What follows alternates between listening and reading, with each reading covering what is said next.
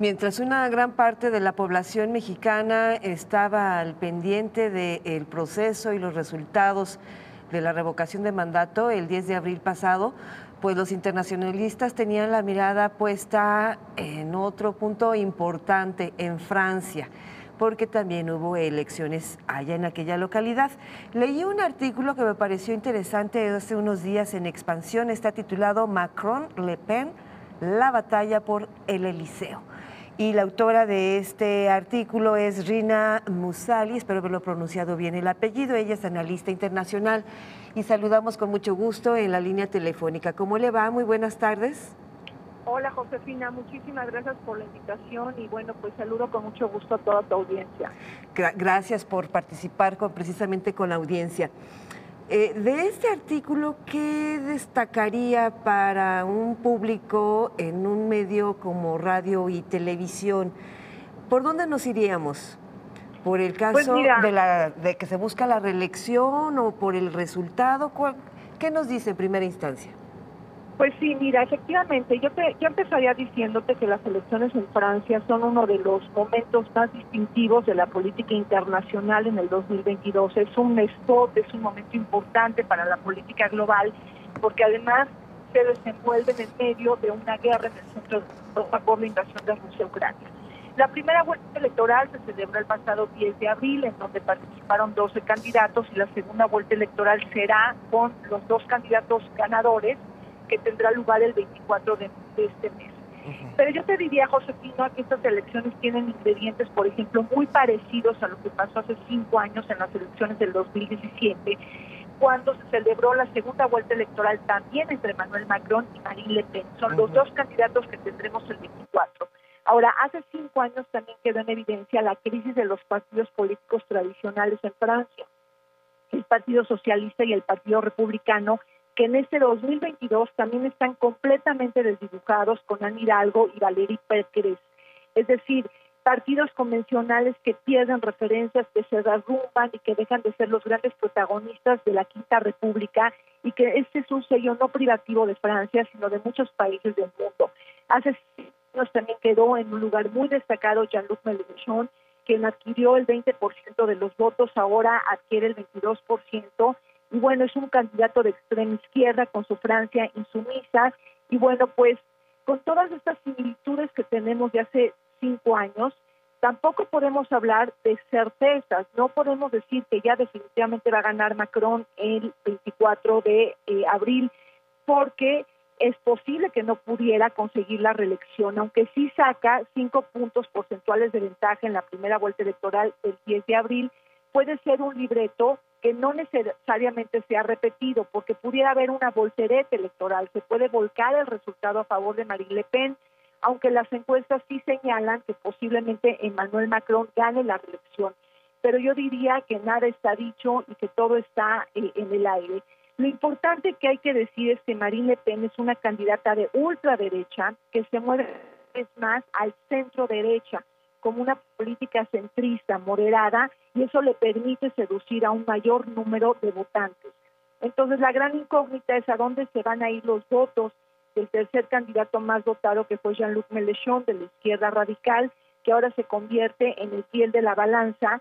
Y bueno, pues él ha pedido que sus votos se vayan a apoyar a Macron y no a Marine Le Pen, porque bueno, pues como candidato de izquierda radical prefiere que gane un moderado centrista, no alguien con ideas ultraderechistas que pudieran hacer perder a la Francia de los ideales, la cuna de la libertad, el progreso y el respeto de los derechos humanos. Oiga, maestra, y sin lugar a dudas interesante, pero ahora que nos dice que estos dos partidos principales desdibujados, pues qué tanto peso va a tener precisamente en el electorado allá en Francia. ¿Para dónde se va a inclinar más la balanza? ¿Hacia la izquierda o hacia la derecha? Y lo pongo así por el desdibujo. ¿Qué tanto peso también tuvo la pandemia, por ejemplo? Pues mira, yo te diría que el marcaje de estas elecciones, Josefina, es la subida apabullante de la ultraderecha. Tenemos a dos partidos políticos, no nada más el Frente Nacional de Marine Le Pen, que se transforma en un nombre diferente que se llama Reagrupamiento Nacional, sino tuvimos a Éric Zemmour, quien echó a andar un partido político llamado Reconquista, y además en tercer lugar Jean-Luc Mélenchon de la izquierda radical. Entonces es un marcaje en donde los extremos de alguna manera están ganando en Francia. Y bueno, sabemos que a veces estos extremos políticos se tocan. La suma de votos obtenidos entre Le Pen más Zemmour, que es el súper ultraderechista, representaron el 32% de los votos en la primera vuelta electoral contra el 27% obtenido por Macron. Entonces, el primer marcaje que yo veo es una ultraderecha que va en Francia, no nada más con un partido político, sino un segundo partido político en donde Éric Zemmour se llevó 7 y 8% de ese voto.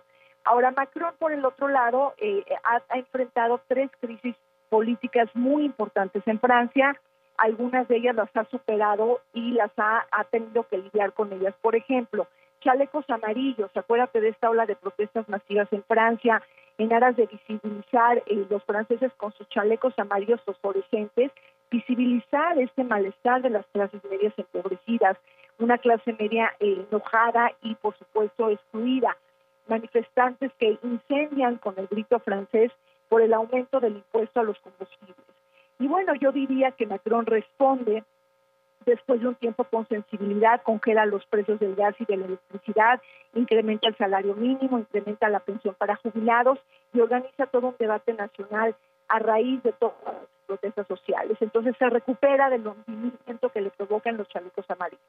Luego, la segunda gran crisis que enfrenta Macron, al igual que todo el mundo, fue la crisis sanitaria del COVID y la crisis económica derivada de ello.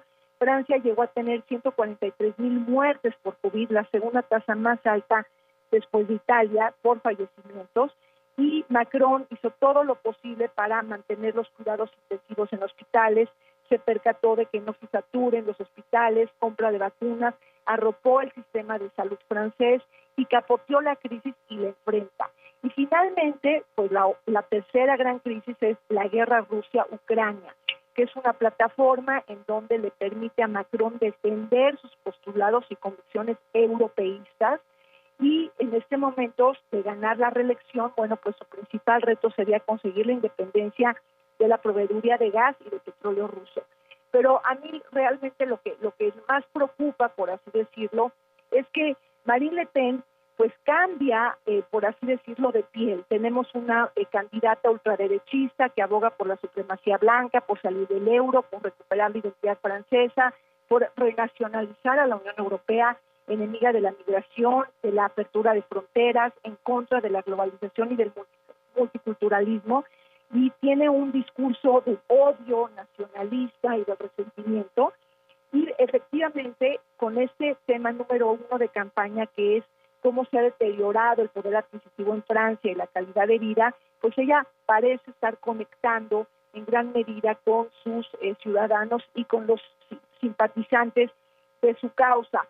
Y esto lo que hace Marine Le Pen es que en la segunda vuelta electoral es más centrista, le deja toda la bandera del ultraderechismo a Éric Zemmour en la primera vuelta electoral y hace todo lo posible para suavizar su imagen y para no enseñar este peligro de votar por ella. Entonces tenemos una Francia que ahora pues está enfrentándose a dos tipos de proyectos políticos y económicos distintos.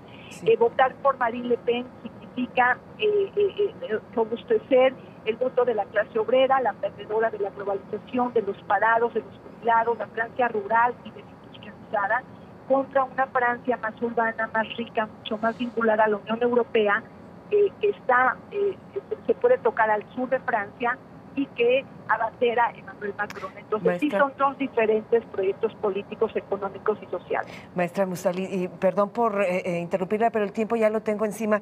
Y usted decía muy bien, por así decirlo, alguna preocupación es precisamente el discurso de Marine Le Pen, que también lo vemos acá en Canal 44 y Radio Universidad de Guadalajara, de cómo se fomenta ese odio. Tengo menos de 30 segundos, pero si es tan amable, sí le quiero preguntar, ¿por qué México debería de estar con la mirada también puesta en Francia? ¿Es importante para México que así sea? A ver, México es una potencia media, es el segundo país, la segunda economía de América Latina más importante. México tiene una política exterior privilegiada y somos un país muy importante en el mundo. México tiene que tener una mirada de lo que sucede en el mundo, tiene que entender de geopolítica, tiene que entender de todos los lazos y de todas las interdependencias que se dan en el mundo, porque el mundo cada vez nos afecta más, nos incide más, no somos asintomáticos de lo que pasa en el mundo. Es decir, no podemos liberarnos de las correas de transmisión en el mundo y tenemos que entender efectivamente los patrones de la política internacional, de la economía, de las interdependencias, porque eso nos va a ayudar también a generar mejores políticas públicas y mucho más empatizadas con los tiempos que marca el siglo XXI. Maestra Rina Musali, un enorme placer y muchísimas gracias por compartir con nuestra audiencia. Seguimos en contacto si usted nos lo permite.